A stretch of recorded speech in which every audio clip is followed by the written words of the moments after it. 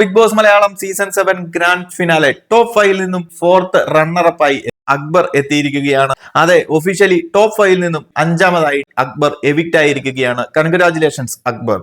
അക്ബർ ഈ ഒരു സീസൺ 7ലേക്ക് വരുമ്പോൾ കൃത്യമായ പ്ലാനോടുകൂടി മികച്ചൊരു ഗെയിമർ എന്ന നിലയിൽ അല്ലെങ്കിൽ വളരെ കണ്ണിങ് ആയി ഗെയിം കളിച്ചു പോകുന്ന ഒരു കണ്ടസ്റ്റന്റ് ആണ് അക്ബർ ഖാൻ.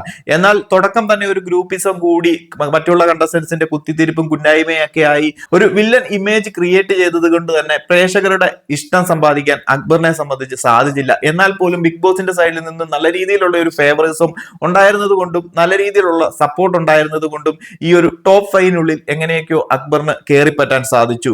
നമുക്ക് നോക്കിക്കഴിഞ്ഞാൽ അറിയാം, അൺഒഫീഷ്യൽ പോളുകളാണെന്നുണ്ടെങ്കിലും അതുപോലെ തന്നെ നമ്മുടെ ഓഡിയൻസ് ഒക്കെ നോക്കിക്കഴിഞ്ഞാൽ അറിയാം, അക്ബറിന് ഈ പറയുന്ന പ്രേക്ഷക സപ്പോർട്ടൊന്നും നമുക്ക് എവിടെയും കാണാനില്ല. ബട്ട് എങ്ങനെയൊക്കെയോ ഈ ഒരു ടോപ്പ് 5 വരെ എത്തി. ബട്ട് ഒരു മോശമായിട്ടുള്ള ഗെയിമർ എന്ന് നമുക്ക് പറയാൻ സാധിക്കത്തില്ല. മികച്ച ഒരു ഗെയിമർ തന്നെയായിരുന്നു അക്ബർ. ബട്ട് പ്രേക്ഷക സപ്പോർട്ട് കുറവായിരുന്നു. വോട്ടിന്റെ അടിസ്ഥാനത്തിലും കാര്യങ്ങളും ഒക്കെ നോക്കുകയായിരുന്നെങ്കിൽ അക്ബർ ഇവിടം വരെ എത്തേണ്ട ഒരാളല്ല. ബട്ട് ഒരു ഗെയിമർ എന്ന നിലയിൽ മികച്ചൊരു കണ്ടസ്റ്റന്റ് കൂടിയായിരുന്നു അക്ബർ ഖാൻ.